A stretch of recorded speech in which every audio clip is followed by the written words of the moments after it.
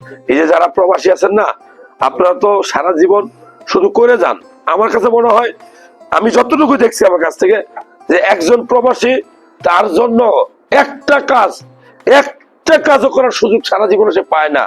সে নিজের জন্য কিছু করতে করতে তার জীবনটা চলে যায়। বিশ্বাস করেন, আপনারা আমার চেয়ে অনেক ভালো জানেন, আপনারা নিজেরাই প্রবাসী। প্রবাসীর যেটা সবচেয়ে বড় স্যাক্রিফাইস, সেটা হলো যে সে পৃথিবীতেই নিজেকে একবার কুরবানি দিয়ে ফেলে।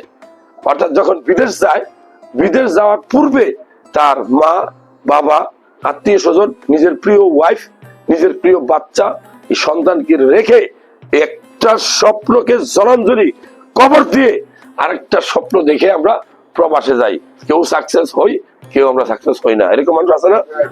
সো আপনি যে এত কষ্ট করতেছেন, দিন শেষে আপনার পাওয়াটা কি? দিন শেষে আপনার পাওয়া আপনার মায়ের মুখের হাসি, আপনার বাবার মুখের হাসি, আপনার বউর মুখের হাসি, আপনার সন্তানের মুখের হাসি। কিন্তু আপনি সুস্থ আছেন কিনা একবার নিজের প্রশ্ন করেন।